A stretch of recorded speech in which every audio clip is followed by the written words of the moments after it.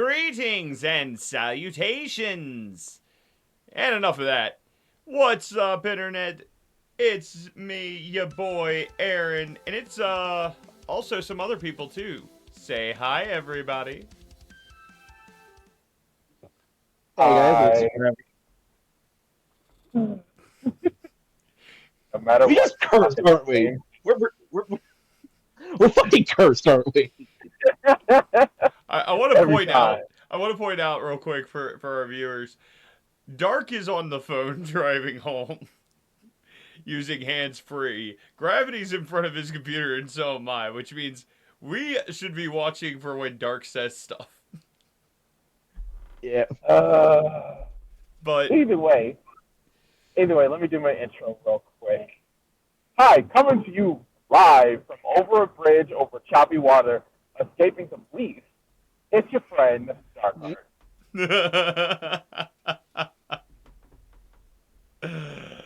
yes. And my co-host,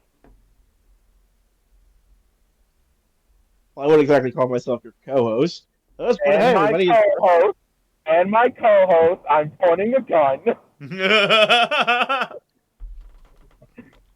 All Talking right, gravity.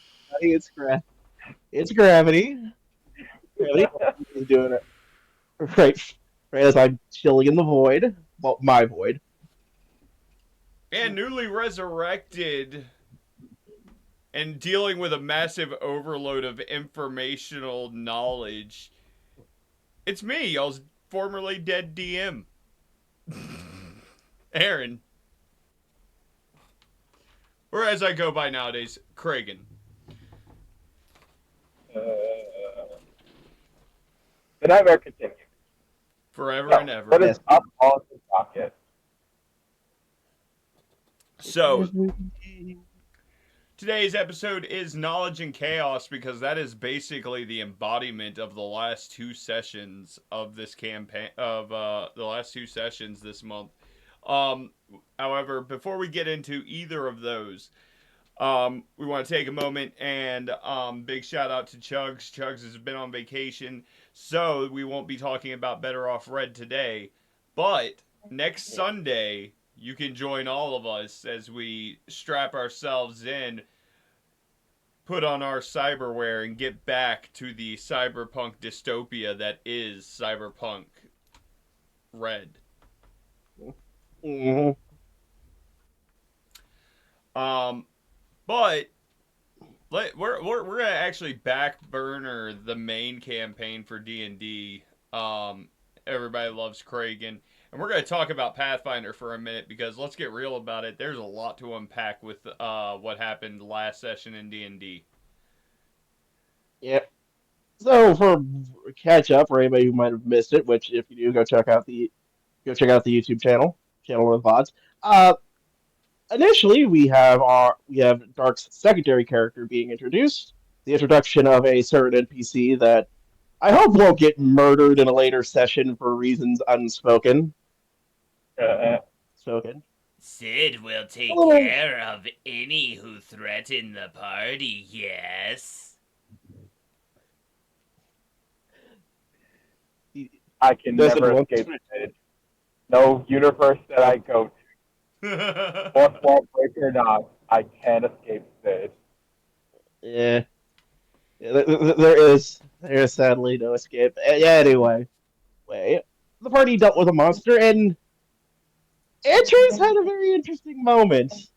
Also, some other issues with the party it occurred wasn't because of our recent. Look, it wasn't an interesting moment, okay? Antris literally went into full null rage. Yep, yep. Like Don't worry, Antris, he Yeah. doesn't have names or rabies. That's just how he is. yeah, he just went into full null rage. That's all that was. It wasn't like that was an important NPC for you, right, Gravity? Just a little rage. No, no, I'm spoiling it out now. No, Okay, cuz yeah, I'm not going to lie. For a moment, my murder hobo tendencies got the better of me. For just a moment though. No, it's fine. It's fine. Yet again, I'm gonna say it. You can talk your way out of situations with the NPCs in the dungeon. It's up to if you trust them or not. Not is the question. Sid thinks Andrus didn't trust that one at all. Yes. Well, the crit dent in his head kind of proves that. God, got the godhead of Bonk just for existing. Yeah. Yeah. You're gonna pop up And and I try to give on surprise to us? the sacred Fuck bonk you! stick. I give unto thee the sacred bonk. Yeah. And next session is going to be interesting because everybody's going to be dealing with some new powers, being everybody also leveled up. Except for Sid. Sid has no new powers. Sid has no new toys. Actually, that's a fucking lie. I've been looking at the feats for Sid.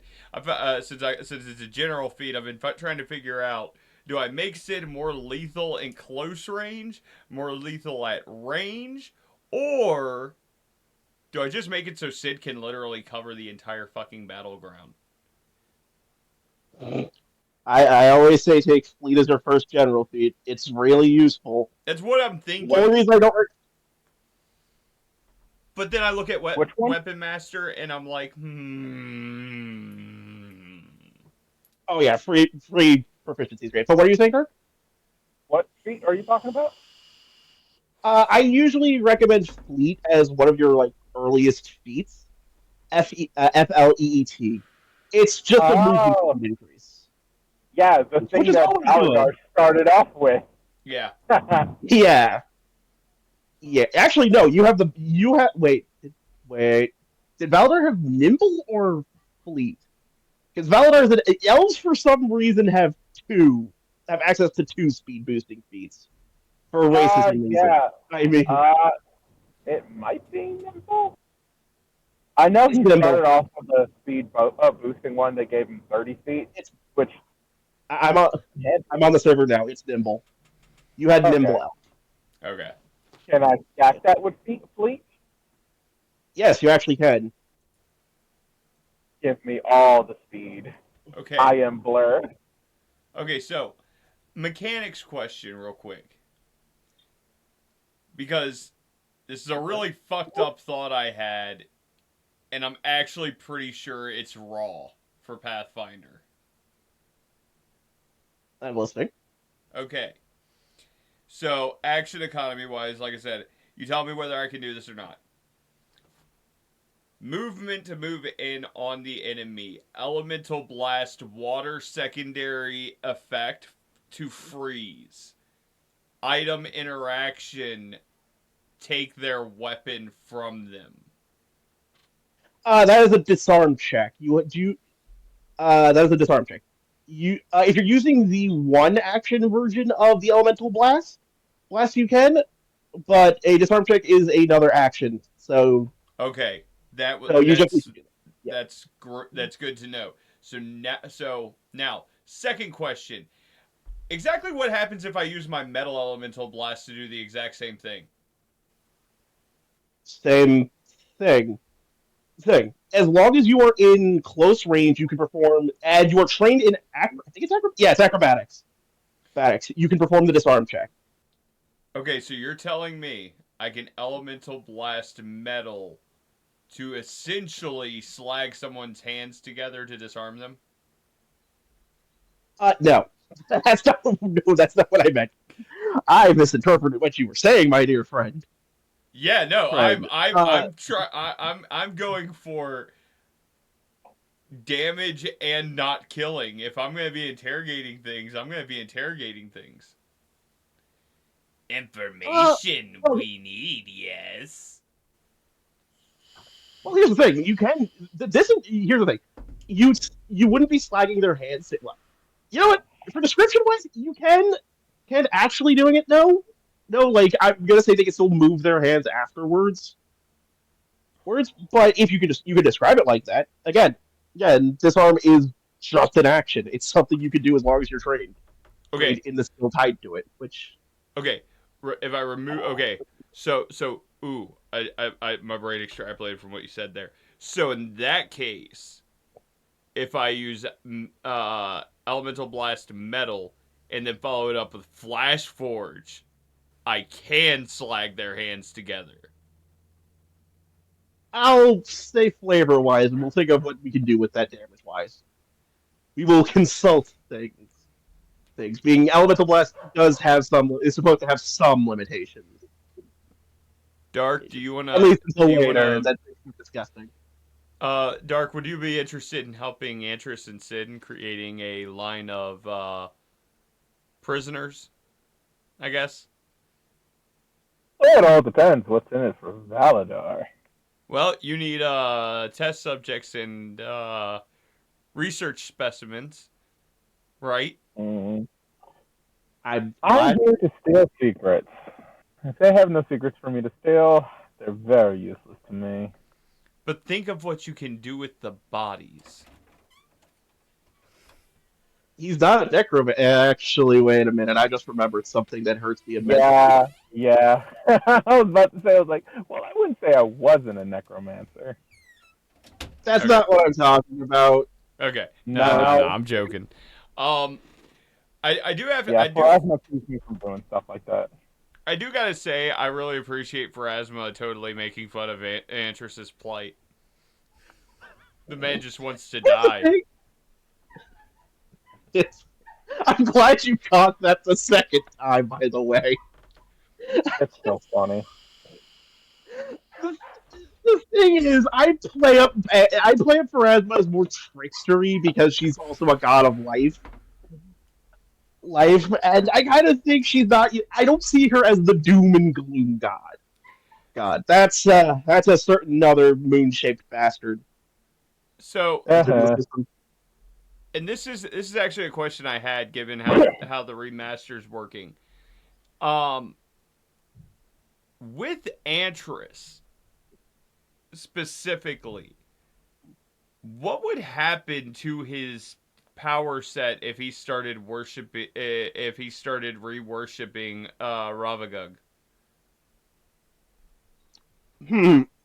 Well, if Ravagug is such a weird one because his is just basically destroy everything. Nothing must be built. Everything must be destroyed. He's a weird god to consider.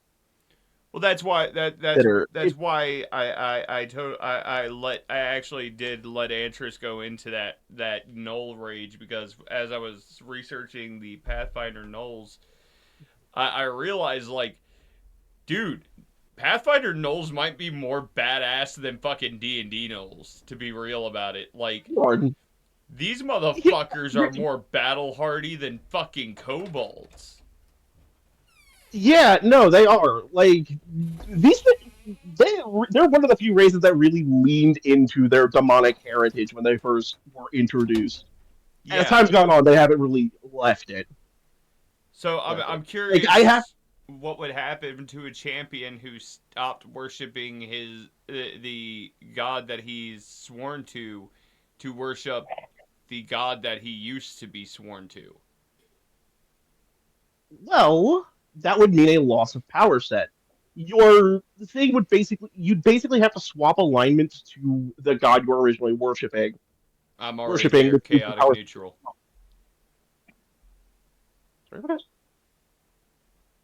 Oh god, no, that's not towards Antris. That's more because neutral is fucking weird in Pathfinder 2nd Edition. I think the alignment system in every tabletop game outside of Palladium is just a fucking joke. Well, okay, I take offense to that. Hold on. I am not going to ever say that Palladium's alignment system is not good, because it's a little more easy to slide into. But everyone needs to understand what the alignments actually are, because I'm tired of getting into these arguments with people who don't actually get it. Oh, facts. Yeah. Okay, here's the thing. I agree heavily. I really agree heavily, as that was actually the reason a Pathfinder game I was running died, because players were more playing chaotic evil rather than neutral. That's why I play chaotic neutral on almost every character, because I know myself as a player, and I know that in all seriousness, there is no such thing as good and evil.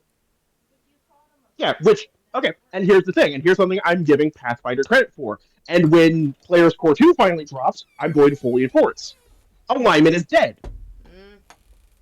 Pathfinder Second Edition Remaster alignment is technically dead, I should say. Good. Instead, your race, yeah, how it's going to work is that your race has all races are going to have like these rules that they follow, like certain things that more fit the lore of them. Okay. Like for example, orcs. They have a huge rule against messing with the undead, both making them and dealing with them because of what happened to them lore wise. So there's a rule in there. And these are completely up to the player to choose which ones they use and follow. There's one that you can take that says, I will not summon, use, or manipulate the dead in any way. And being we don't, yet again, the only problem is Champion is not out yet, so we don't know how that's gonna how that rework's gonna go. I must slaughter the dead. I was about to say, but yeah, no, you're fine to do that. What? That's my oath, man. I literally must slaughter the dead. Yeah, no, it fits. It completely fits. Fits and fits your character. And that's the thing. They were originally getting rid of it for OGL reasons, but I also think they were getting rid of it because of the struggles with trying to deal with that and certain classes. Specifically with how the undead options came out and people who chose Pharasma started acting. AKA, oh hey, player murder's completely fine if I'm doing it within my godly oath. You actually you totally just brought up something that we probably should touch on too, since last session we did almost have a technically fourth incident on this channel of PvP, almost. Yes. So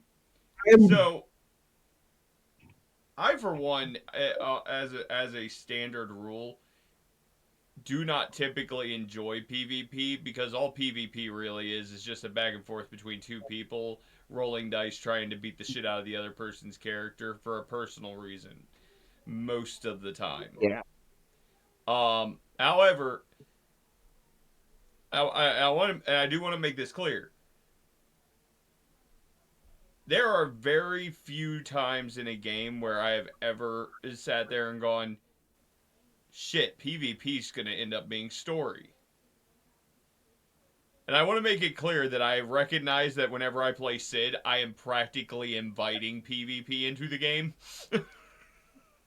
Sadly. Just because of how Sid is. Yeah. Here's like, I very much agree that PvP, it is not something I enjoy. And I know a lot of people are going to be like, wait, but haven't you been the one to trigger it a lot in the main campaign? Yeah, but for different reasons. It's a character-driven reason. Yeah. Yeah, like what I did with Eliza, that was actually more just to give Mystic a way to show off her new character, because I didn't think we were going to get into any like fighting that session. Lo and behold, what would happen later, but y'all actually weren't supposed to get into any fighting other than that session. Yeah, but I wanted her to show off like what her character could do, get a little give the audience a taste of it. And I was fine with my character getting the shit kicked out of him. But here's the thing, and this is back on the actual topic. I am very much against PvP, and especially in Pathfinder, because it can get disgustingly unbalanced with how things function in Pathfinder. I can see that. Specifically, yeah. I can see like, that. Not even counting the fact that, like, Sid's literal class has a rule that it pierces immunities. Yep. It can get disgusting fast.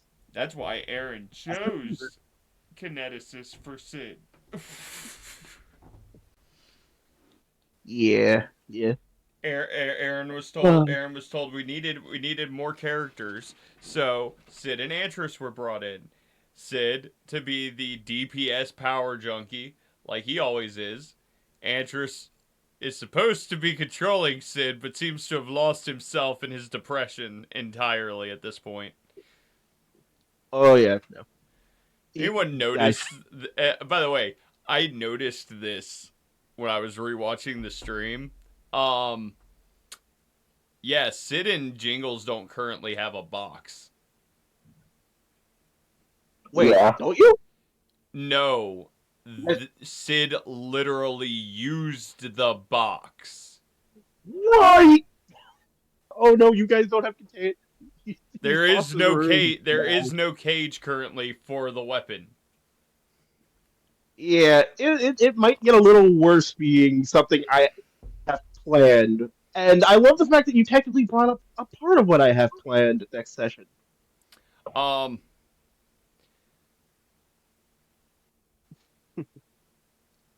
So, let me put this. hold on a second. I'll need no spoilers from you because does Sid sense any danger? Oh no, Sid doesn't sense any danger. You wouldn't be lying to Sid, would you? That depends on Antris. It's all going to be based on how Antris reacts. Let's put it that way. Uh-oh. Things might be very bad. Baladar, you must kill Antris. No.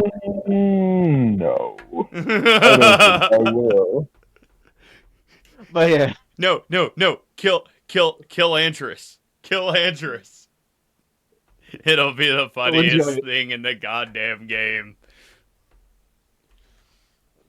Antris won't suicide. Let me make that very clear. He does not believe in that, but it doesn't really matter because if Antris dies, he's not dead. Yeah, he comes back in a week. But I have to find a new body. I'm going for something a lot taller next time. I offer you a Golema. Actually, I was thinking Bugbear. Bugbears don't exist as a race. God damn The it. playable one. Well, that's because the Baggas pretty much just fucking wrecked their shit, so... I was going for Reach, Oh, though. but I'm back. Reach it? But yeah, no, sadly, Bugbears don't exist in Pathfinder. And I don't think they will, being the fact that I think being current lore, they're not going to be joining in. Being what goblins are doing, which is still going to be very interesting in the future, I imagine. Very much so. Okay. Well, Yeah, see, here's the thing. I'm not worried. I'm not worrying too much about what Antris turns into if he dies, because I'll worry about that when he dies. He dies when he dies. Antris hits the ground, and the last thing y'all are gonna hear out of his mouth, I hope I'm not a fucking goblin. Ugh. Aw, the goblins are cool in Pathfinder. Especially the unbreakable ones. Dark, Yes.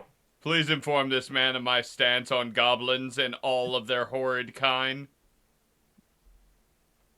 It's not racism, it's just pest control. Exactly. God, maybe I should have done Rise of the Rune Lords with you guys. The only good Guys, the goblin entire- is no goblins. Yeah. Good to note for the future. But Uh, was there anything else we wanted to say on the PvP? By the way, We were waiting on you, actually, your side of it. oh, my side of it. yeah. Okay, so me and Aaron have had a conversation. I just want it to be known. It is not my fault if some dude walks up to a barbarian orc, scream in their face, and they not want to deal with that person screaming in their face. I just I want get that to be clear. I do not like PvP unless it is like part of the story or something the players want to do. I don't need it breaking out into like random fights because people can't get along. I completely get that. Holds up a mirror. Have you met Sid? Hey, I understand. But the statement still stands with me. No, it's one of those points. Like, I do recognize that PvP, and like I said, I myself don't enjoy PvP. But the biggest problem in any campaign I'm in, if I'm running Sid, it is literally an open door invitation to PvP could be initiated at almost any point. Yeah. Sid's not, and to be clear, Sid is not prideful. He is very much about his warrior's honor. Yeah. I get that. Just like how he By would the way- not interfere in y'all's fight, he does take any sort of slight towards his strength very seriously. Yeah. Gravity, that reminds me. You do not tell him anything going on with Shigar. I want it to be a surprise. Sid's gonna eat That's Shigar. Huh? I said Sid's gonna eat Shigar. It's very, very funny. Gravity, you don't say nothing. I want next time it happens in game, not a fight. The next time I get a chance, I'm gonna do it. But don't say nothing. I want it to be a surprise. You know I'm not asking shit anyway. No. That's for the viewers and me. I'm just letting you know. You know I ain't asking I shit know. anyway. But yeah, other than that, I think that about yeah. That there is one interesting piece of news for possibly Pathfinder next month. Oh. Yeah, our ranger might be back. Yay! Oh, We can only hope. Yay, Kangas. And then we'll be Yay, done with Kangas. Gravity cursing his dice. Boogity boogity. Let's just curse all of yours instead. Gravity, Yeah. I hope you roll nothing but nat 20s the next session. for good or for harm, they all be 20s. Oh no. No, I'm just gonna Will Wheaton it and everything's gonna just be nat ones. Well, he said it. We're good. Moving on. So yeah, now to the big elephant. Everybody loves Kragan. From a distance.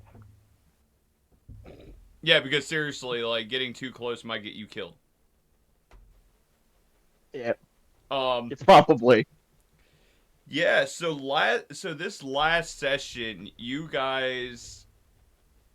did it.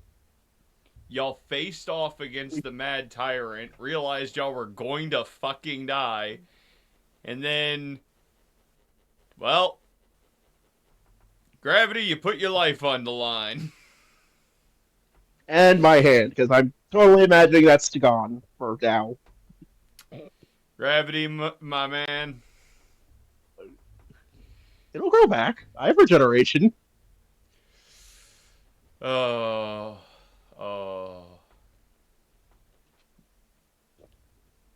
Where to start? But- Where to start on unpacking last session? You guys were given ample heads up about Yeah. the fight that was coming. And as the DMs, we were so proud of y'all. No, really. Y'all actually strategized. Y'all didn't run in there flying off half-cocked and just trying to all be Billy Badass. Y'all actually strategized. Y'all worked to try to win. And when Merrick realized y'all were all going to die, That's when Merrick broke the rules. I didn't break the rules. It is completely within his wheelhouse to do that. I'm talking about breaking the Rick and rules Mormon's- about Darkheart not being in the fucking mall. It was the only way. Yep. And Yeah. now let's return Darkheart to where he belongs. At his brother's side. Until his brother tells him to fuck off. Look, But he just avoid. yeah. Oh, y'all keep talking. I'll be right back. Yep. Uh, So yeah.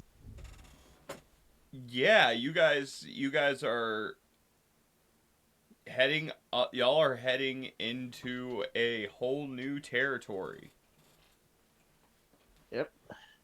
We are past If the after BBEG fight of Act 1, which was in fact the Mad Tyrant.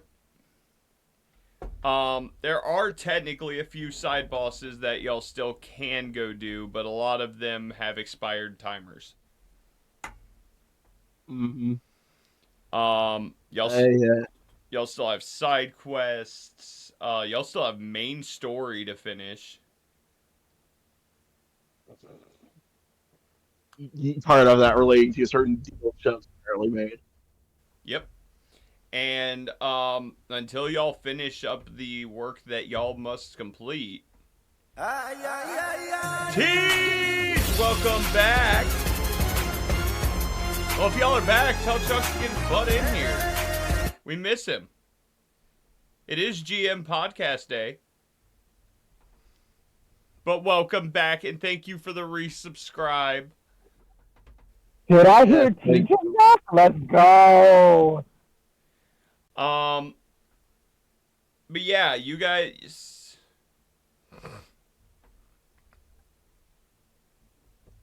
We survived, and have so. I got you. Okay. God damn, that's how you know you're from Louisiana, when you can read that.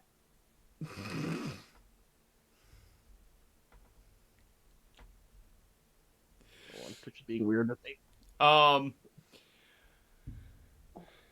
But yeah, you guys have to finish up all the stuff y'all got going. And then once y'all finish all that, y'all are going on to Act 2. And while y'all are finishing up the things that y'all are currently doing, Darkheart is busy preparing y'all's new bodies on another plane. It's gonna be so much fun. Yep. Certain things, namely specific items. Oh wow. She's just saying it was a shit show to him from there. Oh boy. You'll have to tell us all about it, bro. Later, Yep. though.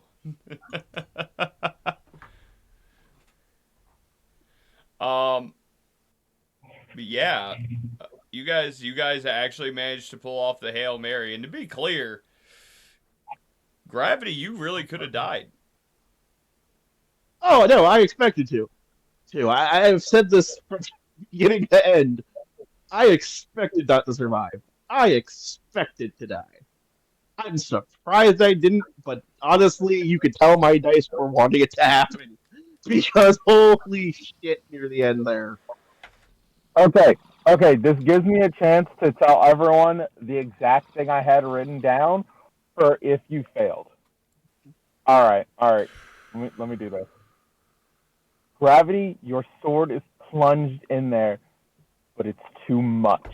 The veins feel like they've gone deep into your bones and reached something that should never be touched by this thing. And as it happens, you fall, but your shadow still remains, still defiant to the end. Its will, the last thing it can do, and it pushes the sword inside. But with that, it shatters, and the last of Matthew's life. That is what I had written down if you failed. I was ready for it. Again, Now I get to reveal stuff because there's a whole bunch of stuff to reveal here, right? Yep. Whole bunch to unpack. Good. So first of all, Gravity, thank you for your character's genetic material and information. Look, I know I left an arm back there. I gotta have fun with it. I just, in the back of my head earlier today, I thought, oh yeah, I left an arm. Oh god, it's gonna turn. Is this gonna turn into an Evil Dead situation where I have an evil hand chasing after me now? All right, Teach, you go have fun with the pups. We'll see you when you get back. Have fun, Tease. No, your hand has nothing to do with it.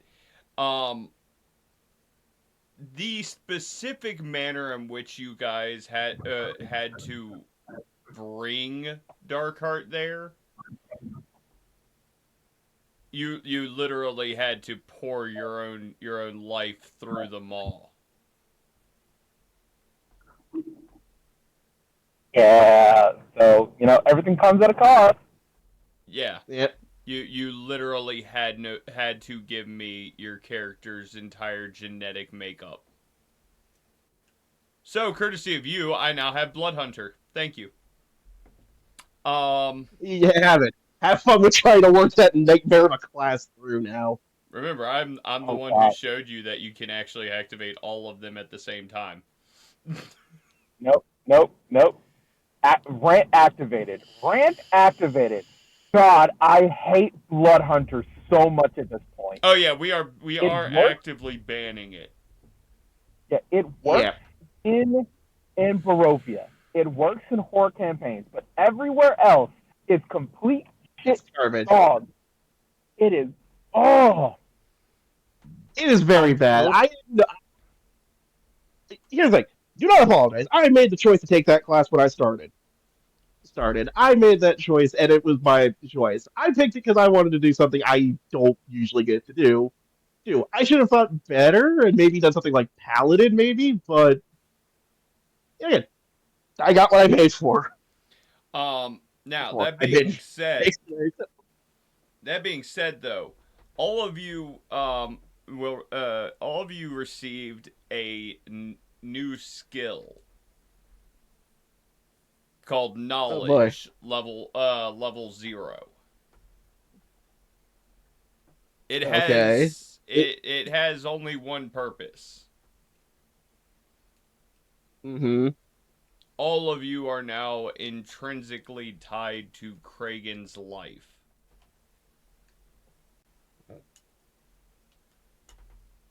Oh. Y'all put yourselves in danger. Now Kragen's life is tied to y'all's, making it significantly harder to kill y'all, but not impossible. I mean, But y'all think there was not going to be a reward? Like, to be fair, if in case anyone didn't notice it, me and Dark didn't even tell y'all what y'all got from that session. We specifically kept our mouths shut because we were gonna do this today. Yeah, no, I get that. I expected some form of reward. It's more the fact of now kind of wondering Matthew's existential crisis in all of this. Oh, Matthew, Remember, my dear Matthew, your class is unsuitable to Kragen's grand design, my friend. And so Kragen is forsaking your Bloodhunter. That's fine. And I'm replacing gonna have to. And replacing it with something entirely new. Oh? Oh, yes. Tell me. How would you like... Wait. We still have to talk about it. Don't even. No. All seriousness. Yeah, no. Kragan is forsaking your Blood Hunter levels and replacing them with equal levels in another class. You and Dark will work on getting that situated out. That way you can actually enjoy your character and start working on your existential crisis of will they kill me, won't they kill me? Um Well, that's just his daily life. Like he's one. That's just his daily life throughout the campaign. Like, who's gonna kill me? Is it gonna be one of the party? Is it gonna be some creature we're gonna run in? Is Sid just gonna snipe me in my sleep? no, no.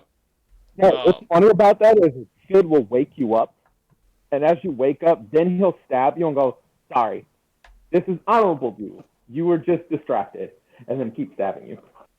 Okay. The irony here is D&D Sid 100%. Yeah, no, that is exactly what he would do. He'd wake you up, and if you didn't respond fast enough, you're dead. Oh God. What makes this worse is a part of me is like Matthew still feels bad for doing that to Sid, the sneak attack and everything. Technically, setting him up for the sneak attack, not doing it because I couldn't do that.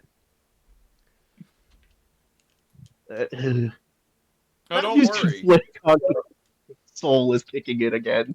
So, like Dark said, after the fight, y'all are more than welcome to revisit the Mad Tyrant fight in the Void Toy Box. Additionally, Sid is still technically a side boss. Sid himself, not the Mad Tyrant version of Sid. So y'all can actually go and challenge Sid to see if y'all can beat a Pun build. Spoiler warning, no, but still. Actually, it's I will say that for Matthew. hold on. I say that for current Matthew, Hold on. not rework Matthew. It's about a there's a 9. It's about a 9 in 15 chance. Beating Sid actually is not that hard. The irony is people put too much thought into how the Pun build operates instead of actually understanding how it operates. It's very easy to shut off a Pun build. But if it's already turned on, that's not getting stopped. Yeah.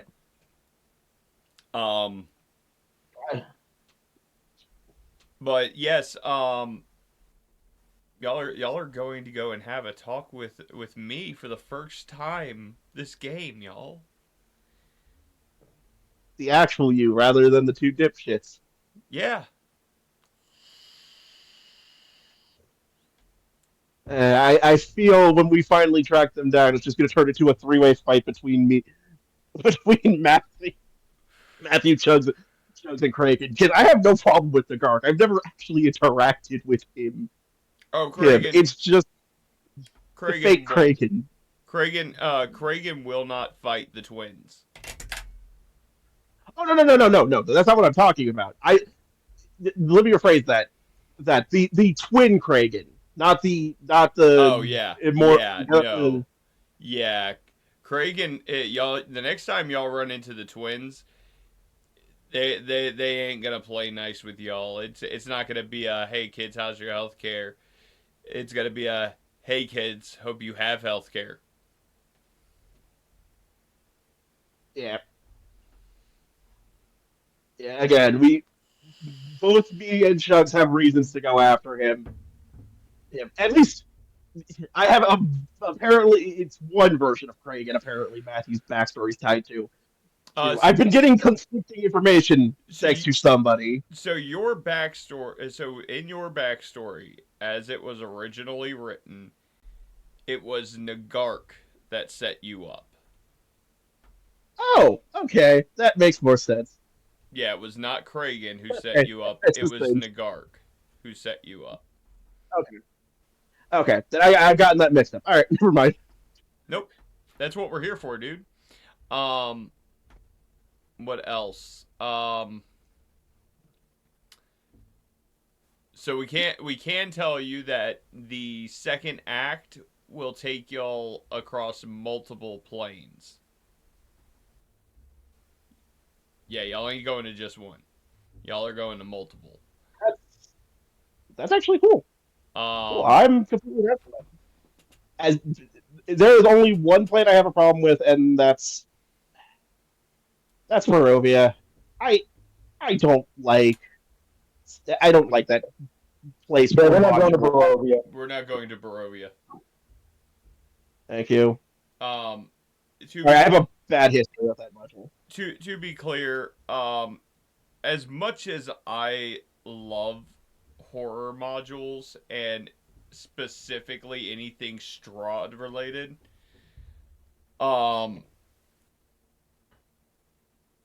if me and Dark are the ones running the module, you guys will not survive. Yeah, no.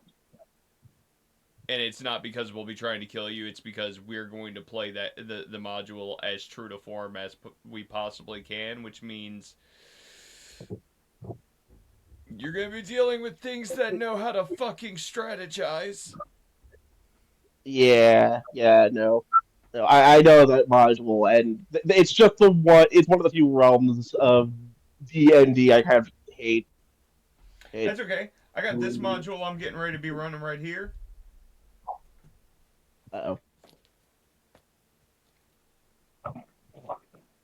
What module is that? Shadow of the Dragon Queen. Oh. Huh. I will be. I'm actually going to be running that IRL. Nice. And we will be recording these sessions, and most likely uploading it to Patreon. Nice. So that's the point where I tell Dark to do the shameless social plugs. Plug. Yeah. Please go check them out. Please. Check all our extra content, D&D podcast, and merch at the Patreon store. And don't forget to like and subscribe to YouTube. But also check us out on Twitch. Thank you, Dark. That's what. You're welcome. It's one of those moments where you realize you need to give Dark an actual script next time. Yeah. You said give the social plug. I was unprepared, so just gave it everything. Yep. Nope. You're good. Yep. Make sure to follow us on Facebook, on YouTube, Twitter, even, or X. It's Twitter. It's really not though. I refuse to call it anything else. But yeah, come. You can join us there. You can join us on our Discord, where you can join our voice calls, sit in and spectate on the games in real time, chat with us in the community. You know, all that fun stuff that content creators do when they're gamers who literally talk shit to each other all the damn time. Go see the Pathfinder Noobs channel. It's fucking gold. It's just us giving Gravity a headache. Yeah. It's gonna get worse with the next couple of books. Yep. Folks, because we've got Howl of the Wild coming out, which introduces a bunch of things that are just gonna drive me insane. Because I imagine one of you is gonna pull werewolf. One of you is just gonna pull werewolf. It's not even called werewolf; it's called lycanthrope because you can make it any type of were creature. See, I was about to say, why would I go werewolf? And then you said lycanthrope and any creature. Yeah, no, seriously, because from what they've explained, like it's going to be like I think 2 to 4 pages long, I believe. Okay, so Even of an archetype, which... so I can be a were Titanoboa. Hold on. I have to check it out first. I haven't seen it yet because it isn't out yet. There's also the other things that are in that book that are gonna just go look up what a Titanoboa is. Gravity. Am I gonna? Is this gonna be? I'm gonna have to smite it kind of post. Thingy. Just go look it up.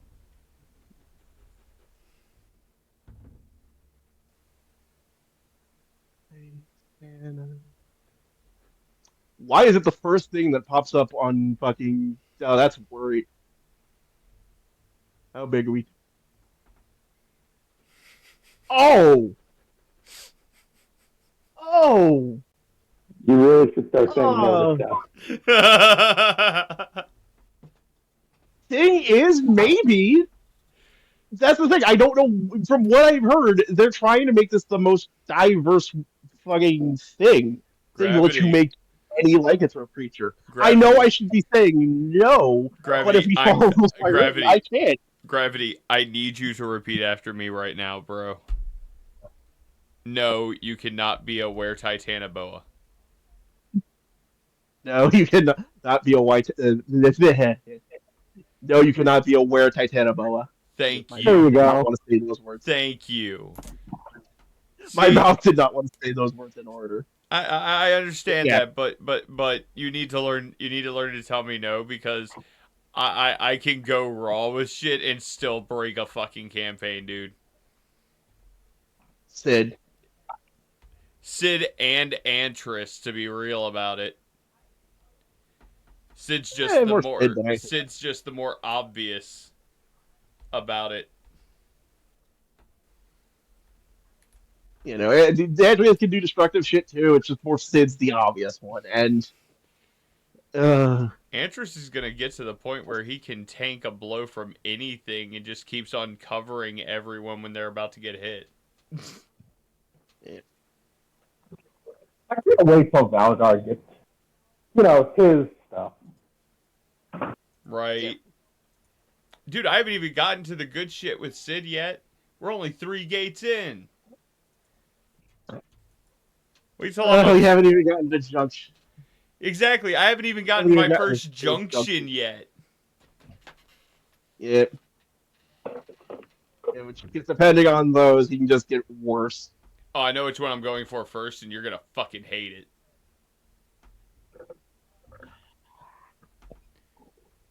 I feel it already. I just I'm my go- shoulders all of a sudden tightened. Oh, I'll say it. I'll say it straight up. I'm going for a metal water junction. I will. Say no. I will Say no. make the superconductor. He can't say no. It is literally just a base part of the class. Yeah. It's a mechanics thing. He can do it. Like at this point, I've had to burn a fuckload of actions to do what I can do with a junction in one action. Yeah. Well, one round. Well, yeah, one round. But yeah. Yeah, I got so much. Yeah, so Pathfinder's just gonna get crazier. I have to accept that. Yep. I even, Especially what I'm going to be doing since you banned Kineticus in Kingsmaker. you will break the city crafting system in half. I'm not disagreeing with that. I have not disagreed with that even once, have I? No, but I'm stating it for the audience. Yeah. Like, if it was first edition Genesis, I would have a problem, but you wouldn't touch it with a 10.5-foot pole. So Sid, so that everybody knows, when we go to Kingsmaker, is going to be a psionic witch thaumaturge. The nose You piece have of to shit try again. something and you really don't have to. No. It's a very disgusting combination of abilities I'm going for here that basically give me the Kineticus toolkit without the Kineticus toolkit. It gets even worse because he's the first class in that is the problem. Because of how psionics work in Pathfinder. To inform people who don't know, in spellcasting there are 3 components: verbal, material. There's verbal, somatic, and material components. Psionics don't use verbal components. All of their spells are non-verbal. They use thought instead. Can you see it? They The end of your yeah, lives. yeah. There's a reason that class gives me a headache. I don't have a problem with Witch. I definitely don't have a problem with Thaumaturge. I love that class. And I have no problem with Inventor. I mean, honestly, an Inventor scares the hell out of me because of how Inventor works. I'm actually not going to go Inventor. I thought about it, and I'm not going to go Inventor because if you're worried about Kineticist breaking the crafting system, that particular combination of classes plus Inventor will destroy it. All right, y'all give me one moment. You're not entirely wrong. Oh, God. I'm not trying to screw up the game. I'm just trying to Oh, have no, it's fun. not. You're not. You're not. It's just Psionic gives me headaches. Headaches for obvious reasons. It gives In the all fact that it ignores it. headaches. Yeah, especially what? Dark? For some reason, he's in the other world. It's more of the fact that you basically have a welcome back. You have a way around one of the big things with spellcasters, and oh hey, you don't have to say the words out loud. Hey, Aaron, can you hear me? Help your Yep. spells normal. Okay. Hey, He's Welcome on the back. computer. Yep.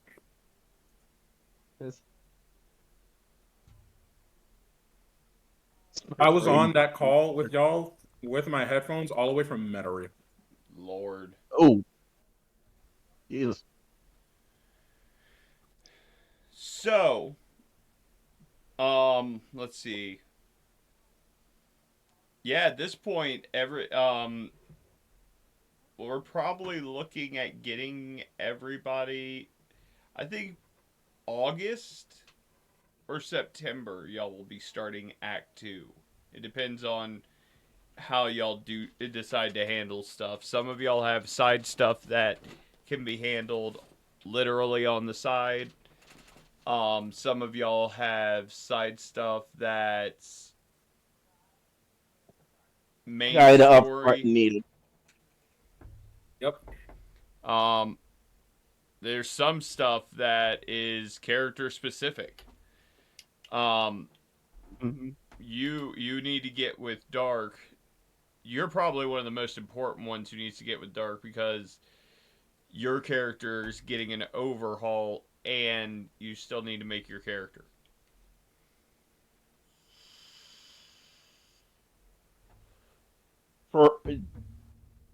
I get the first part. What do you mean make character? Or are you talking about with the remaking? With the remaking. Okay. Yeah, you have to do two characters. You basically have to remake Matthew, and you also have to take care of creating your second character. I've actually already done that. Okay, cool. Yeah, I've sent them to Dark. Dope. Dark already. I can also send it to you if you want to see it later. Nope. I don't mind sharing my character. Nope. Okay. So, since I am a player with you guys, I don't want to see y'all's character sheets. That's fine. It is for this reason y'all can't see mine. No, it's because Even though you are there's a lot going on with what's going on with my character. Yeah. I imagine. Imagine with the little I've heard, my brain is already going like, oh no. What do you mean, oh no? What have you heard? Who the fuck's been talking? Only your classes. Anything?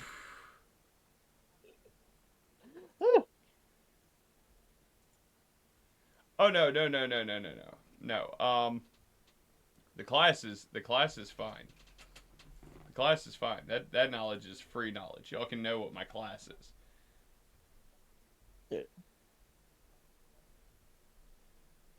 Everyone needs to call me. Give me 1 second, y'all. My day is never done. Yep. That's how life is. That's what being a slave to the void will do to you. Mm-hmm. I should know. Why? You're not a slave to the void. To avoid, not the void. It's a running gag in my group.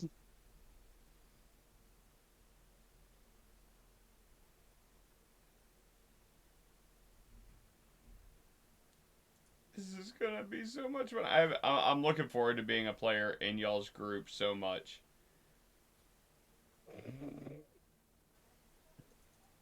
I wonder why. Well, no, Looks at the madness we've caused. well. So first, it's the point of I am entering the party as a player, and the way Act 2 is gonna work is me and Dark will be trading off running the individual planes, and while that is happening, the two of us will be entering and exiting with our characters.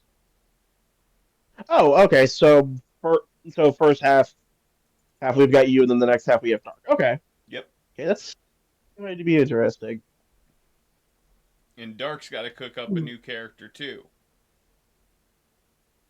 But he can't cook up his character until we know where you guys are at the end of the first plane. Yeah. But since my This thing- character will be starting with y'all, he's already done. Yep. Makes sense. Says being, you don't entirely need to worry about what we're all doing. But now we got a lot Everything. coming. We got a lot coming up in the next month. In the next couple of months, I'm looking forward to Pathfinder, and I'm looking forward to next Sunday with Cyberpunk. I am the same. All the boy. I imagine the headaches that are come in when Kang returns. He's like, "Who the hell is this?" Points to Shikar.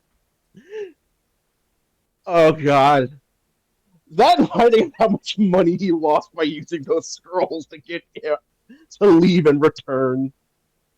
13,030 gold, all in the void now. God.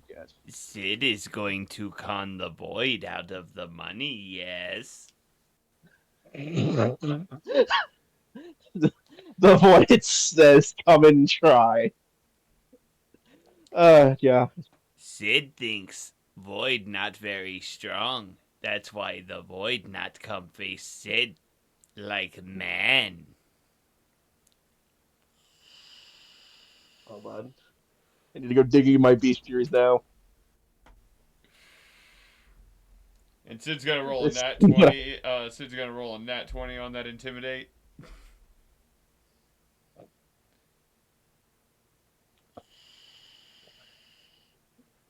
That just means a tier of success in Pathfinder. Finder. You might not crit succeed depending on the save.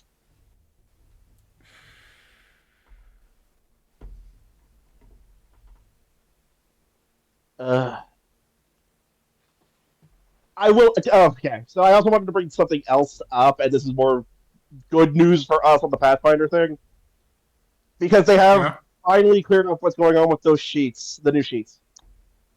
The reason we're losing Dragon Drop is they're finally adding a Character Mancer to these sheets. Oh. The new one. Yeah. Character Mancer in air quotes. But Dragon Drop will still be Hope a it thing. Just works. yeah. They're adding a Character Mancer. We can still use Dragon Drop. It just means character creation is hopefully going to be easier when the update happens. And when's that update supposed to hit? I don't know. They're still beta testing things. They're just confirming plan features at the moment, which It's Roll20. They like to fight about what's going to be added. Ugh. I should just... What the hell? Sorry, somebody has messaged me. But any we have any questions or anything we want to get out now? Yeah, I guess. So, I guess for Barbarian and Magus, what's your opinion on them? Because I'm just curious.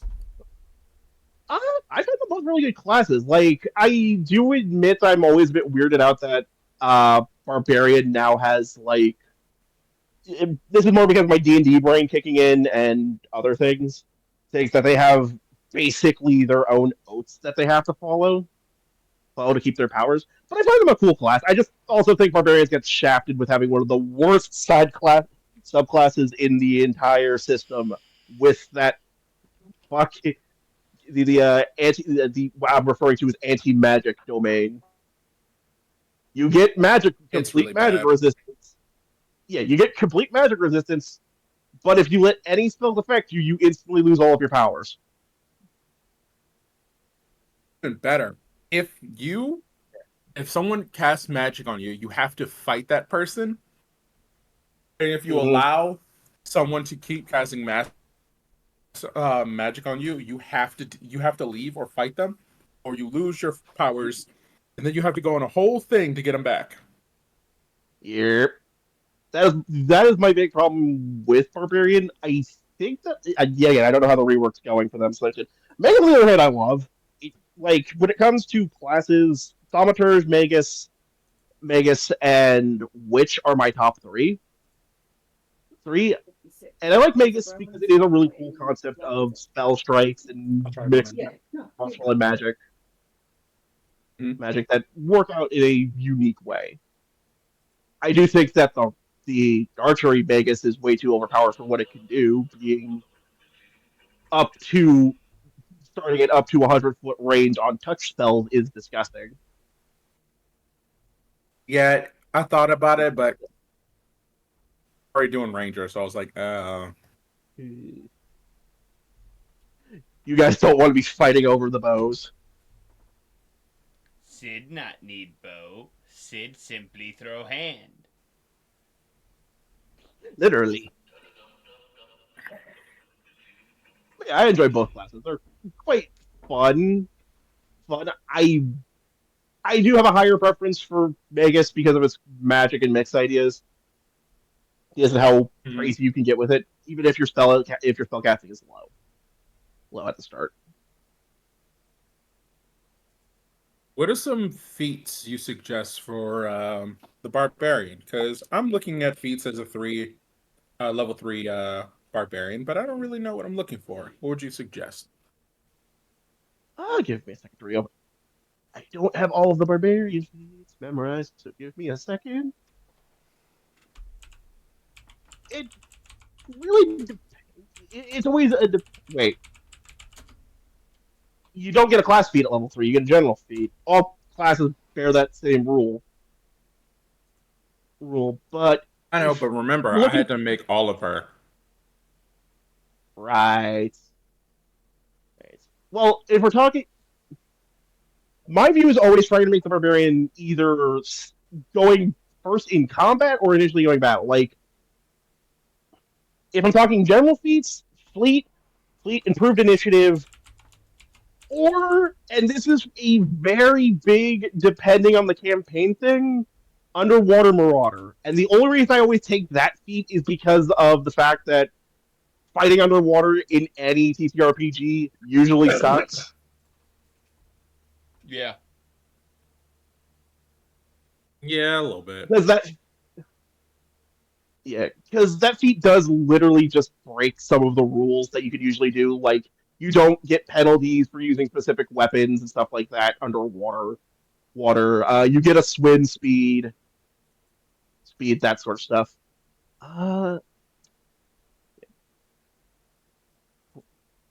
But yeah, if you're talking for general feats, go with fleet improve initiative.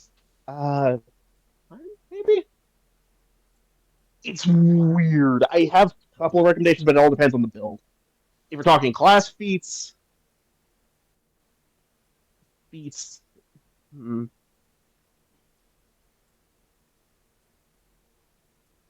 No, if level 2, no escape is always fun.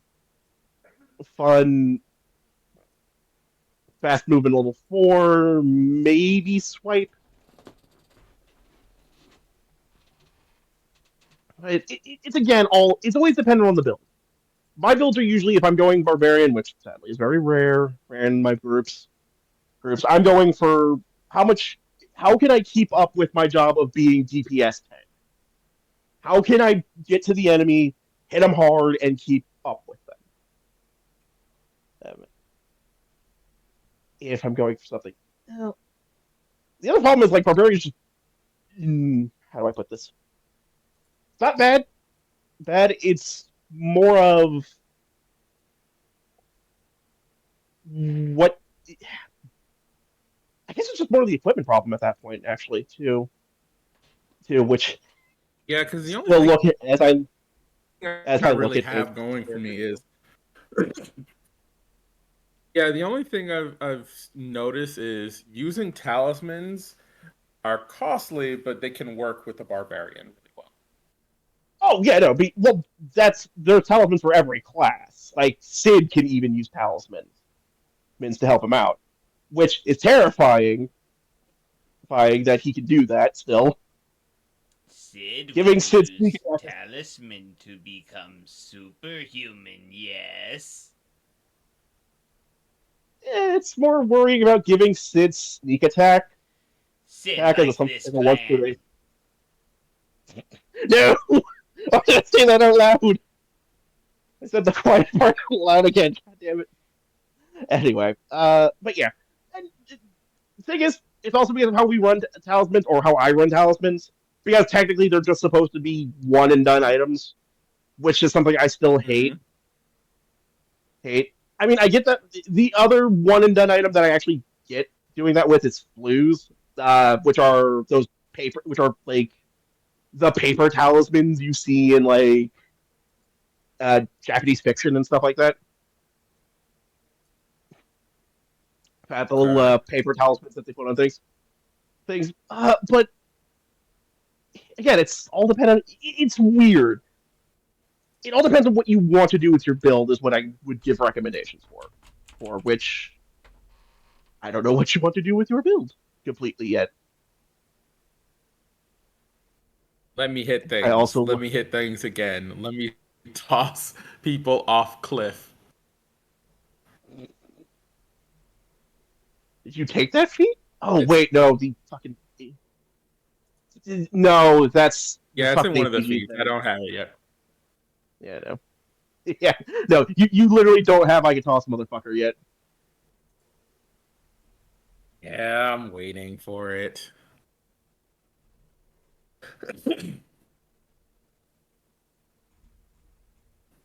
I'm waiting for you to get that feat now because I'm just imagining you just yeeting Atreus and Sid across the battlefield. What was I about to say? So how does weapon specialization work, by the way? Okay. It's a little different for you, but weapon specialization is something to give martial classes a bit more damage. It will initially when you reach it, you basically just become better at using weapons, and you get a small damage bonus for it.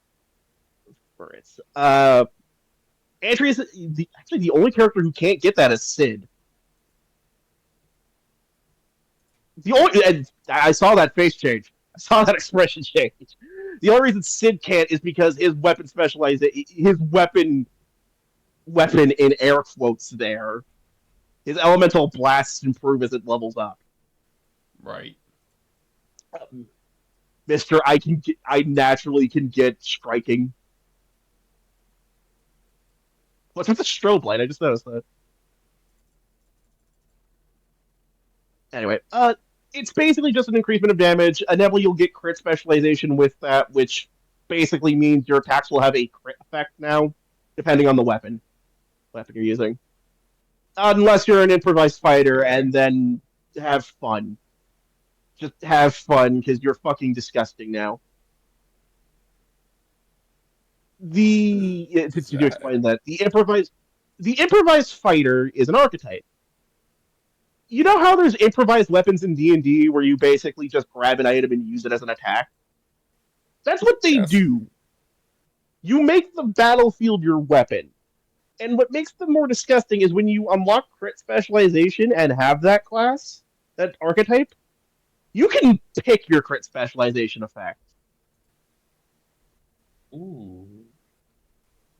Yeah, you can just pick it. It can be any weapon crit specialization effect. So you can inflict bleed, force an enemy back, slow an enemy, as I recently found out, shrink. Giving marshals the ability to slow naturally. Thanks, Paizo. Nah.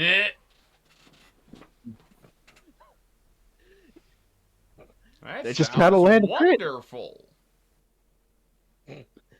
Yeah, I have great. Shagara, which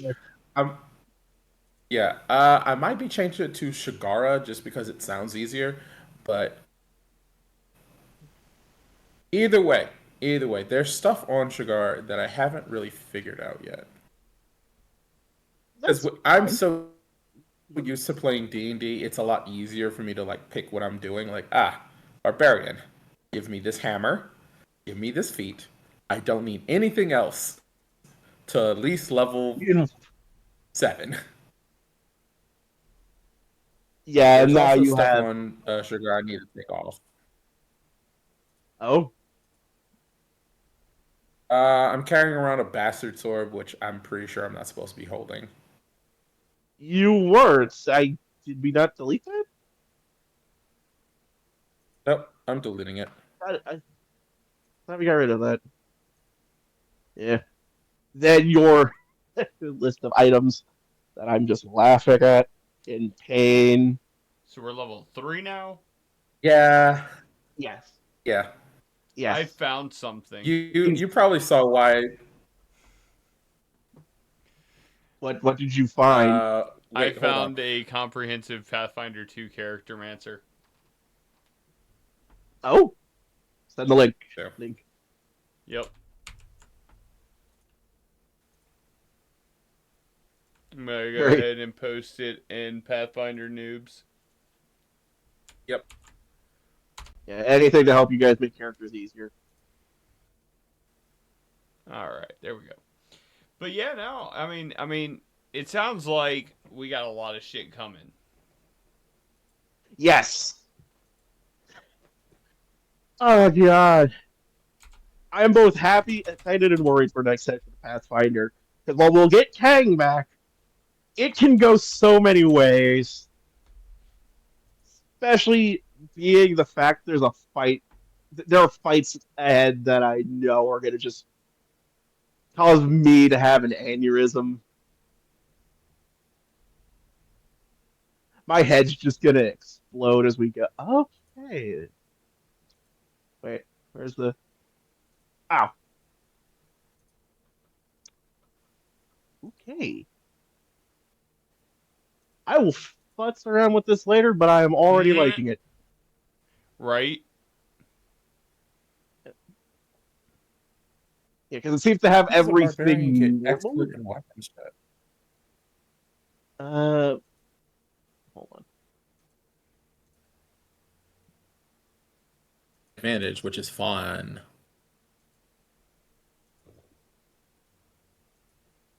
Yeah, but you're saying? Trying to find out where we go from trained to expert in weapons. I was trying to figure that out.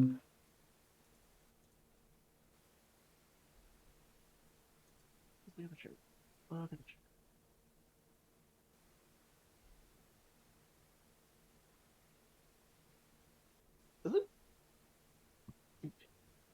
You get it when you get brutality.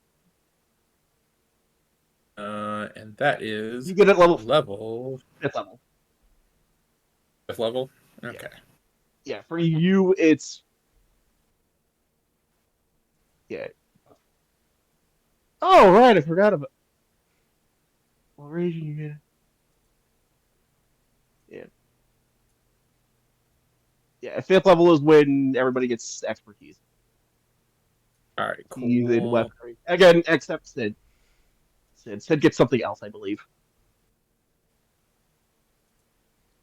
Sid. Sid don't know. Sid don't know what Sid's just happy to be here. Sid, Sid is Sid. Sid is pain in gravity's head. Anyway, uh,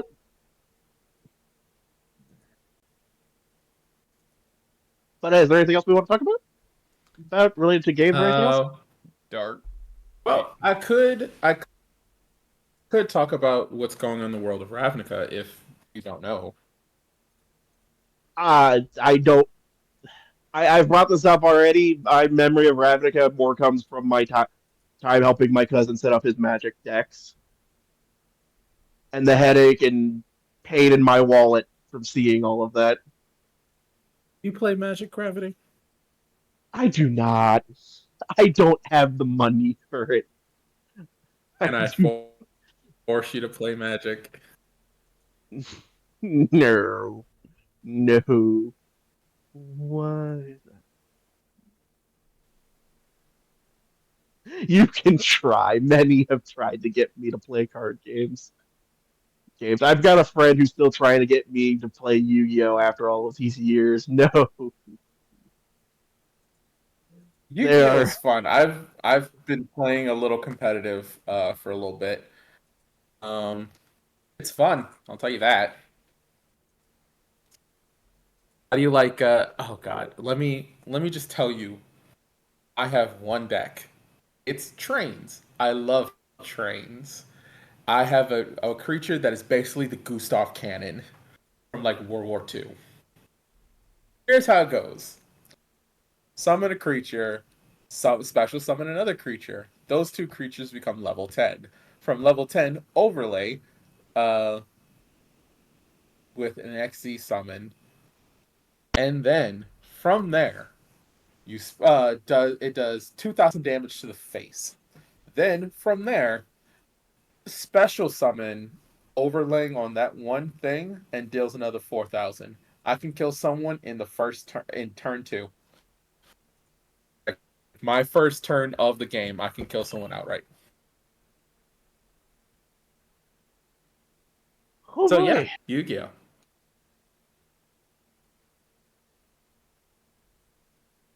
I actually got to change it up a little bit. I can make the thing a little more streamlined.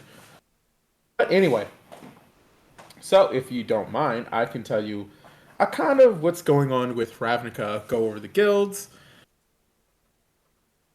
and everything. You know, a really quick overview of Ravnica, if you don't mind, of course. Go right ahead. I am fine with This that. may or may not influence your character. As I make sure I pull up these so I can knowing. All right. Each guild in Ravnica is based on 2 colors, which they'll get translated in game when I get the chance. There are 10. Yeah, there are 10 guilds. Order: Azorius, Dimir. Well, actually, I'll say the full name: Azorius Senate, House of Dimir, Cult of Rakdos, Gruul Clans, Selesnya Conclave, Orzhov Syndicate, Izzet League, Golgari Swarm, Boros Legion, Simic Combine. Each one specializes in a different thing. Each one has its founder or first guild master. And that's just the person who made it. So, because there are all these clans, there's always some kind of political thing going on. Am I echoing? Nope. Okay.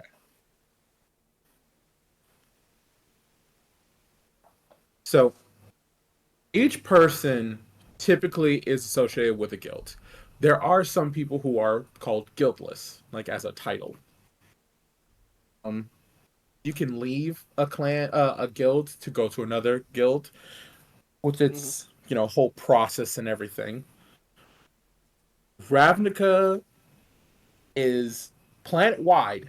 Planet wide is a giant city. So think of Coruscant from Star Wars. The whole thing is just one giant city. With the exception of certain areas that's for Gruul, the Gruul clans, because it's nothing but wilderness. Wilderness and old pieces of the city that have been like destroyed, rampaged over, stuff like that. Mm-hmm. Let me make sure. Gotta close this real quick. Because I don't know why this is here. So, for Azorius, Azorius is associated with white blue. This, as its name for the syndicate, is Ravnica's government and legal sector. They're all about rules, they're all about legislation, and they can be very strict in that aspect. As you find out with more and more of the guilds, they occupy separate sections of the city. It just depends. House Dimir, blue-black. The House of Dimir is honestly a secret guild. Not a lot of people know what's going on with it. But for the people who do know, House Dimir is nothing but assassins and rogues. They deal with gathering information through unscrupulous means. Of So, course. information brokers, couriers, librarians, stuff like that. And they are very good at what they do. If they make it so no one even knows House of Dimir is a thing, that's their pride and joy. Next up, Cult of Rakdos. Cult of Rakdos is my favorite, red-black. Cult of Rakdos is a party that started a millennia ago and it's still going strong. It is Ravnica's entertainment, food industry, mining, and other blue-collar manual labor and pink-collar service sectors. These people are insane by any other metric. They throw parties that need to be the biggest thing that anyone's seen. And it doesn't matter what kind of party it is. From circus to the macabre. Rakdos is always looking to have a party. In practice, the cult of Rakdos is also involved in criminal activity, civil disorder, and slave trade industry. All Rakdos care is about having a good time. And if you need to steal something, murder something, or just, blow it up, you ask Rakdos, who is still headed by its original pairing, a demon called Rakdos. Next up, Gruul clans. These are Ravnica's foresters, gamekeepers, park rangers, wildlife officers, and wildkeepers. The Gruul clans have authority over those unwild sections, but they also try to take care of that wild as much as possible. The Gruul clans were not formally organized, but with time became increasingly unorganized and fractured with no central authority. With the wilds declining and the role of the clans also diminished, many Gruul clans members and entire groups or clans have adopted an anarcho-primitivist ideology. So they're about going back to as old roots as they can. They defend Ravnica's nature and intent on destroying civilization. So you can see how fun that is. Any questions so far? No, not yet. Okay. Next up, Selesnya, white green. Selesnya are conservationists and charities, as well as a nature cult that competes with Orzhov faith. Excuse me. So they're all about worshiping nature as much as possible, um, Hmm. and it's kind of its own religion, which is why it's always in competition with another guild that we'll get to.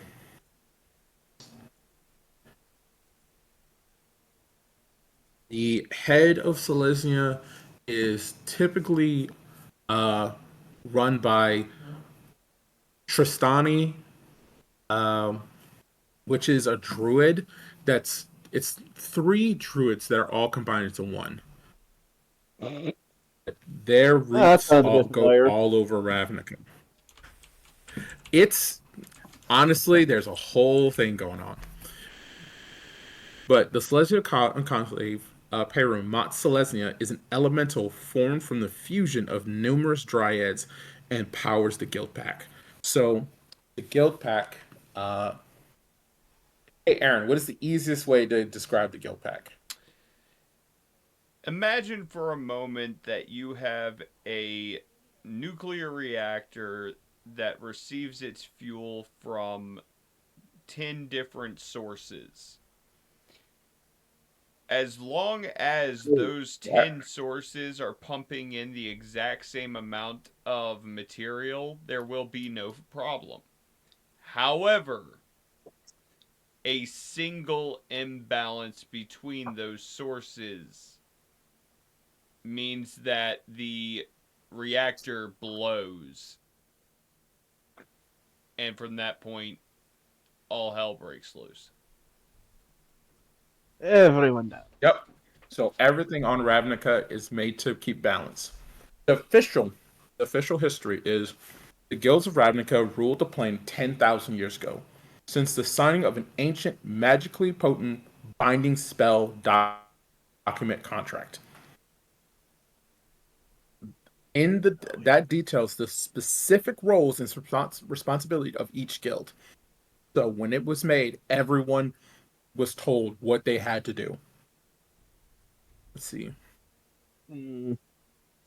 So events of a novel that happened for Ravnica as a story. The guilds would try to find loopholes so to increase their power without breaching it. Because the thing about the guild pack is it's legally magically binding. So if Rakdos tried to take over the wilds, they couldn't. Even if they got a foothold into it, unless they make it an entertainment district, they won't be able to stay. Nature will always have to take the lead. It depends. No matter what it is, if the bank decided to set up shop in the, let's say the district that does inventing, it would either turn into a lab or it'd have to be forced out. It can't stay there. The world will bend to change it. No, literally. Now, there's a well, I don't want to say the spell, but a lot of things happen because of this guild pack. So, moving on, we come to the Orzhov Syndicate. Hold on. Ravnica's dominant religious order, as well as its largest bank. Meet the without ruffling any feathers. Meet the Bank of Christianity. It holds all the money. It holds all the power.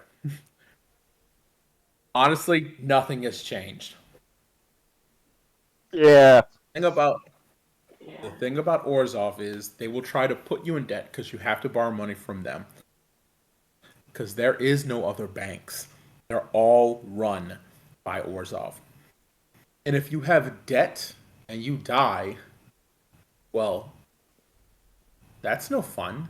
Your spirit will be put to work until it finishes off its debt, which, being a ghost costs something.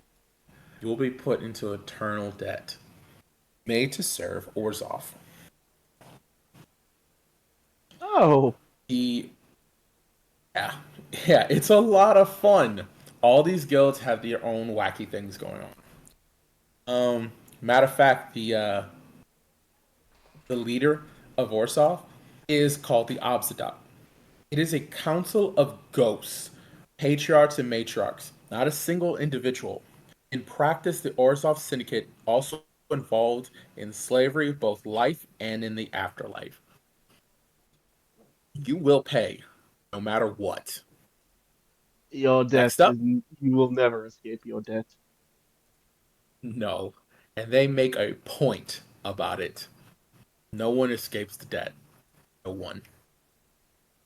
Next up, Aaron's favorite, Is It League? Red Blue. Is It League was made and is maintained by a giant dragon called Niv Mizzet. He is the smartest person on the plane. You can fight him about that, but there's a reason why he's the best. Niv Mizzet is number 1. That is a fact. The Is It League is Ravnica's formative, physical, scientists, and engineers. You want something built, it's Is It. You want something made, Is It.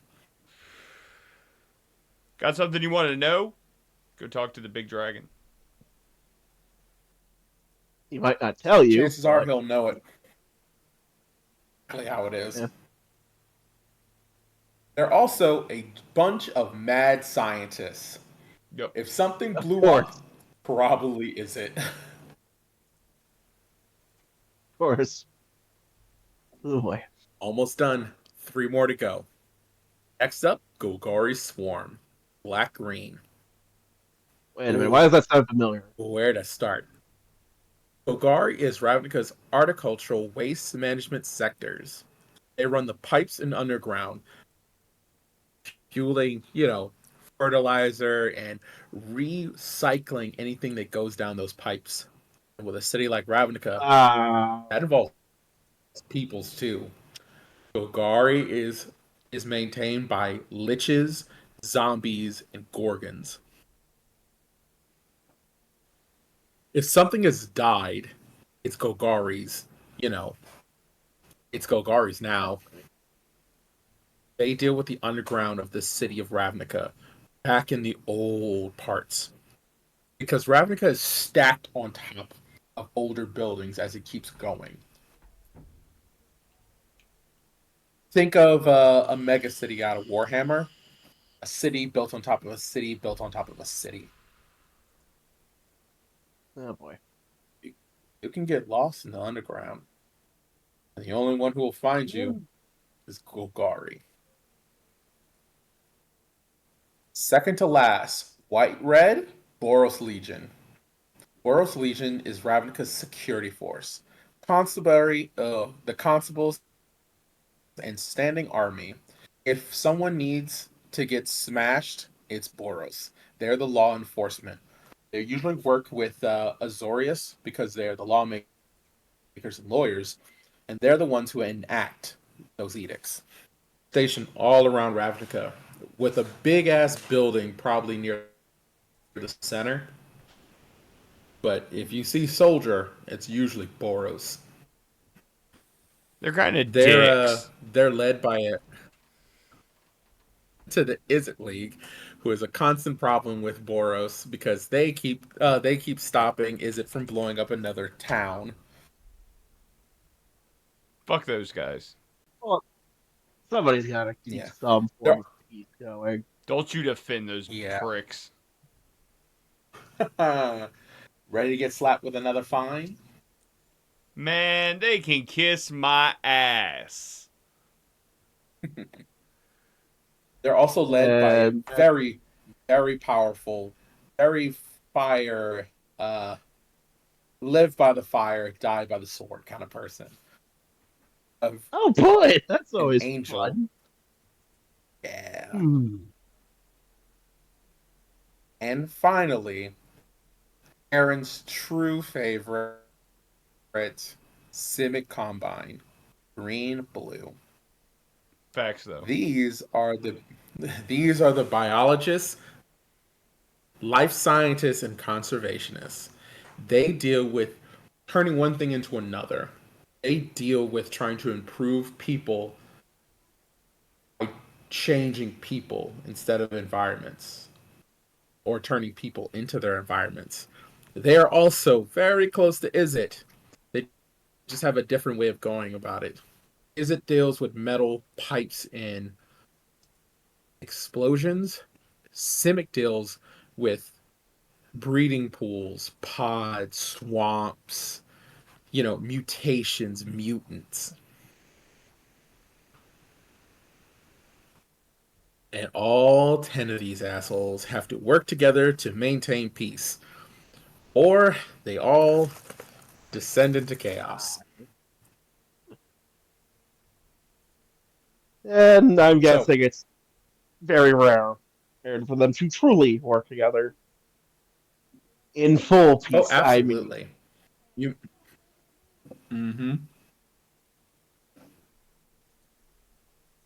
Already smell the bloodshed from here. Not if you know. Oh, yeah. Ravnica is a city built on bodies and blood. Bind it together with legal documents. Look. As long as those Boros motherfuckers stay on their side of the damn line, we'll all be fine. We'll all be good. We'll all be kosher.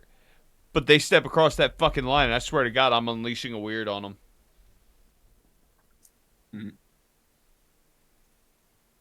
Are you willing to pay the fines for that?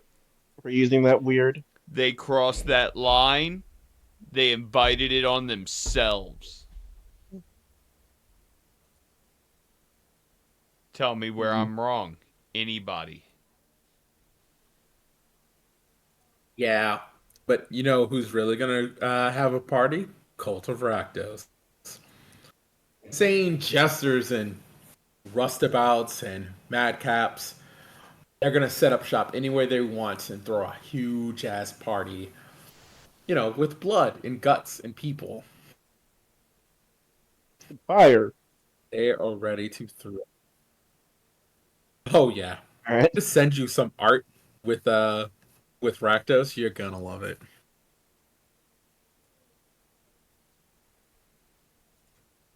All right. So, it all sounds interesting. I'm also worried about how everything's going to go, but again, that's more with how chaotic our party can get.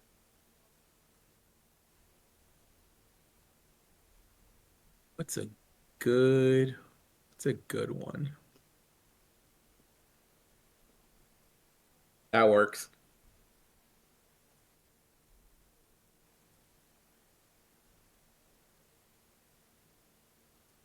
I'm going to drop it right into your message.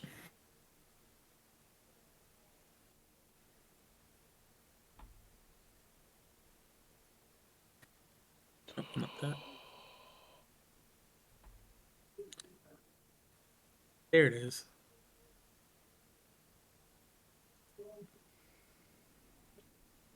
That is one of their. I'm getting clear, chaos. It's not even the biggest. Oh yeah, this is a cult that's about murder guts as a form of entertainment. If Korn were to set up shop, it would be in Rakdos.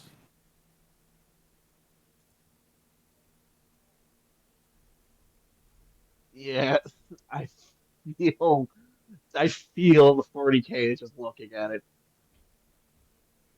Oh yeah.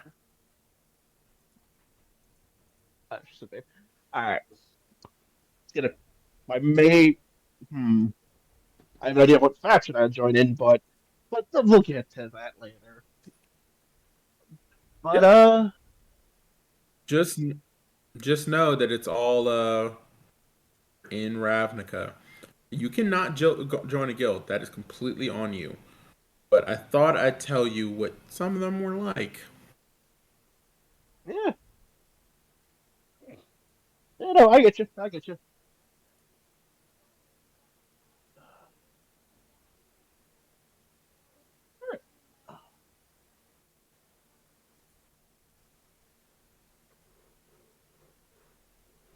Why All can't I right. not find this?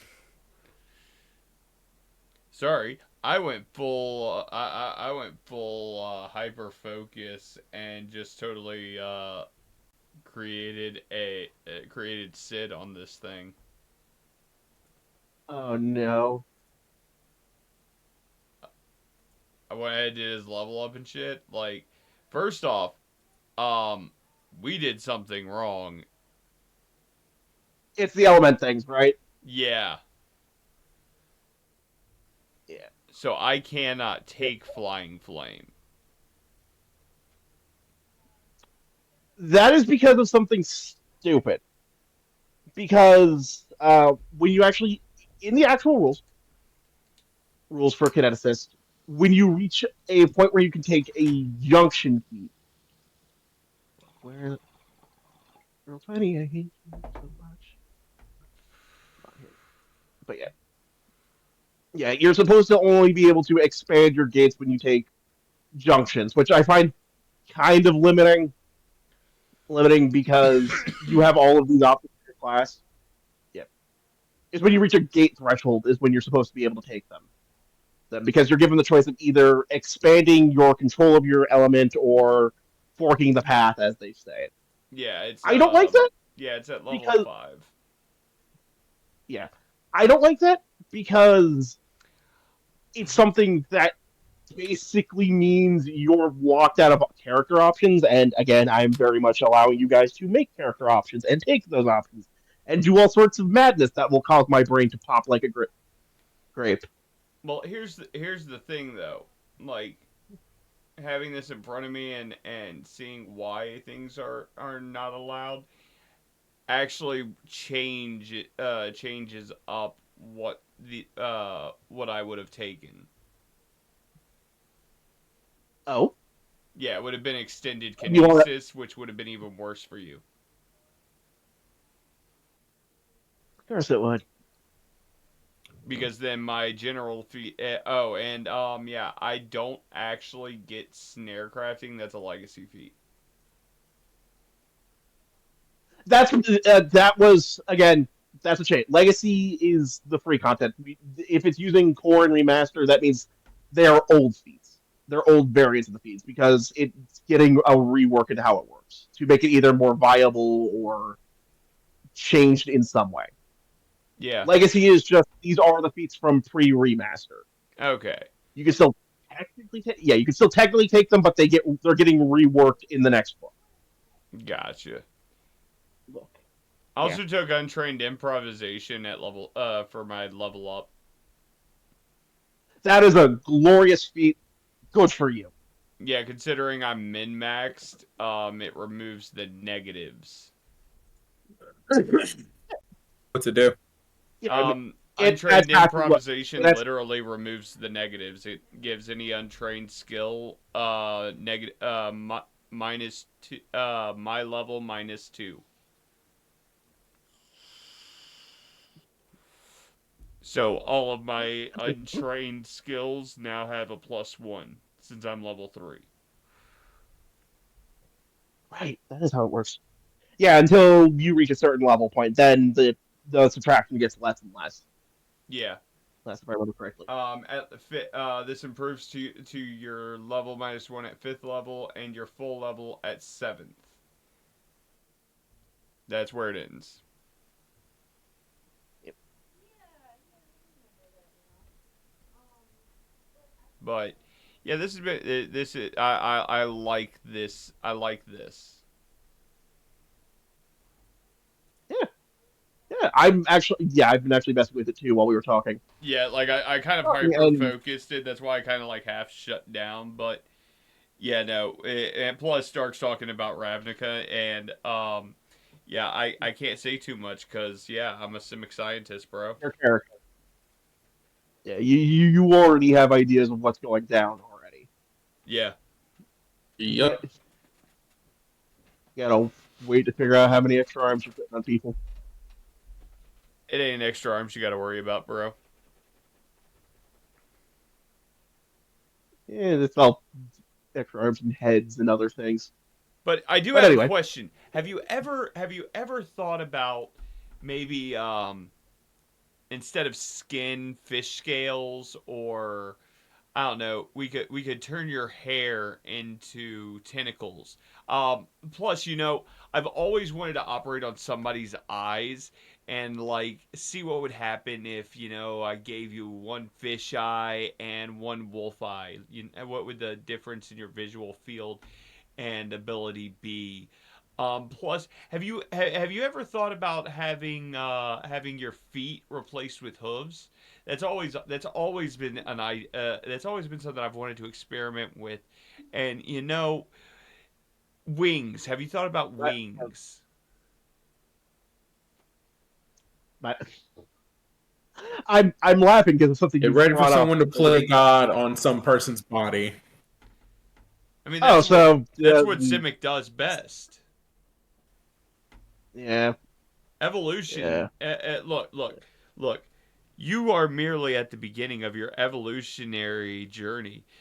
What you are now is not what you could be, and all things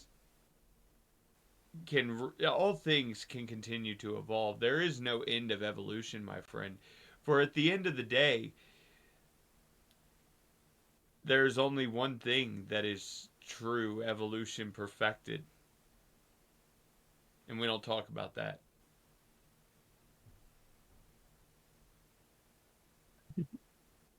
Okay. Fun No, stuff, isn't it? no, Dark's not joking. Like out of all of the guilds, I am 100% Simic. My magic decks have always been either green white or green blue, and my commander deck for the longest was Bant, which was primarily Simic. Um, Yeah, adaptation, white green boy. adaptation, evolution, and growth. Those are what Simic embodies.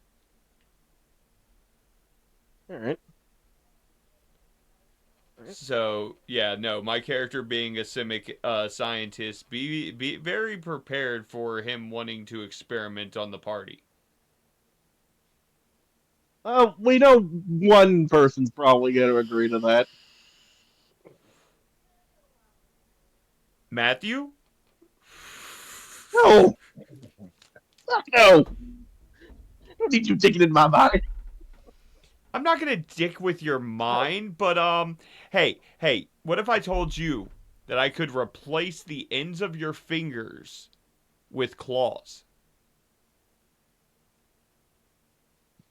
And I like the ends of my fingers. They make it easier to hold things. Yeah, but I'm just saying, I could give you claws. No, we're not getting into this now. All right, but all right. Anything else we want to talk about before? And because I don't have any really questions about the game yet. I kind of want to. I got to talk to the rest of the party because now I'm rethinking my character, at least lore wise. I Yeah. know what class I want to play. Yep. That's why I wanted to bring it up. That's Yep. why I want to bring it up. And Aaron, if you want to timestamp when I start talking about Ravnica, like in the comments or anything, so when people come to the VOD, they can just click right there, usually for players. Oh, we can put an actual mark in the. Go We ahead. can put an actual marker in the VOD for that. So don't worry about that. We'll also most likely clip that because that was a very clean breakdown of all the guilds. The only thing Perfect. the Thank only you. thing that I will add to that is, and I do want to make verify this with you right now before we go any further. This is pre gate crash. Yes, this is pre-gate crash. Okay. So we so- don't have to worry about, the lore that's right there. Okay, that's why I'm asking. And for those of y'all who don't play Magic the Gathering, Gate Crash is how we know what the Guild Pact does. because gate crash is what happened when the guild pack ended. I can't think Yeah, of a there was better word a for what time where the happened guild pack there. came undone. Yeah, Yeah, it was a whole deal. it was a nightmare. I No. It was a literal nightmare. We saw the guilds essentially go completely unhinged.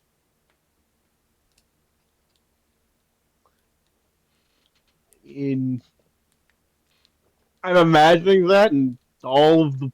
Oh yeah, that must be horrifying. Oh, All of the guilds hide secrets that not only should never see the light of day, but are basically their Cold War weapons of ensuring the guild pack. Um, for instance, the experimental crash is Simic's greatest weapon. It is what I was alluding to just now about evolution perfected. The experiment crash literally devours its opponents and assimilates their abilities into itself, becoming ah, literally what inspired Kragan. of course it did.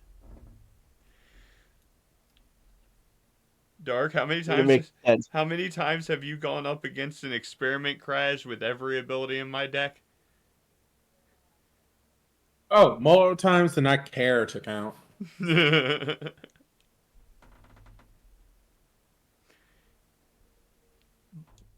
But no, I'm looking forward to I am looking forward to Dark running the camp running Everybody Loves Kragan in Act 2. I'm especially looking forward to being a player with you guys in Act 2.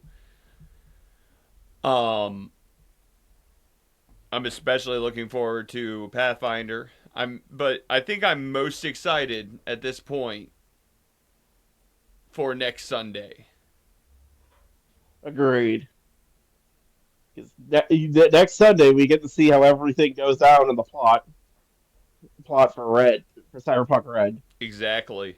I'm looking forward to the return to Cyberpunk Red, and I hope everybody else is. Oh yeah, I'm ready. I actually have to get with Chugs about changing some things in my character because I didn't realize some things do actually not work with what I'm doing. Gotcha. I have some. Yeah, it sucks. I have some work I gotta do myself. Yeah. Gravity after the stream, I gotta talk to you real quick. It's just about the Pathfinder stuff. Don't worry. That's right. But Okay, cool. Thanks. on that note, Dark, um, I do believe that is it from us this week. It's a short one since technically we're down one of our GMs. Mm-hmm. We miss you, Chugs, and welcome home. Yep. Welcome back, man. But that being said, I do guess we can end it here on a high note of anticipation, intrigue, curiosity, and as usual, Gravity having a headache. They just come in every time. Sid's secretly in there just punching parts of my brain, making the holes bigger and bigger.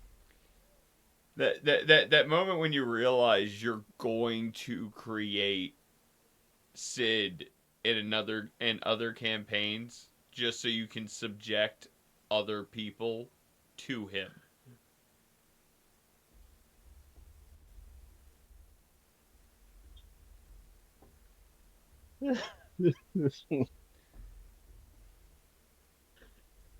Guys and And on that note, so it's understood, Sid is totally open game. Y'all can use Sid at any time. Just send me a message and I'll shoot you that character sheet so you can have a true understanding of how horrifying Sid is. Probably how horrifying he's gonna get in Pathfinder Lantern. Oh yeah, especially since That'd be great. that character builder will let me plan out the entire leveling process. Yeah. Yeah. I actually recommend you guys use it. It is good. The only thing it's on is higher level inventories, but honestly, there's kind of problem. Right. But anyways, guys, I'm Aaron.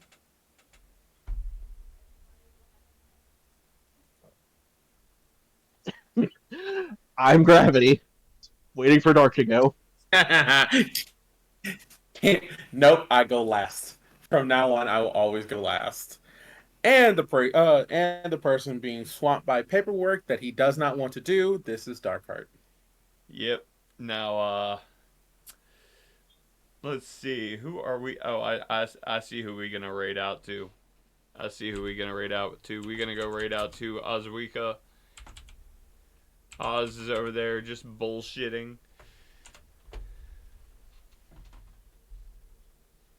You are all evil. We hear you, Zarka. We hear you. We'll see you guys all Take it as a compliment. on the next one. Deuces. Goodbye.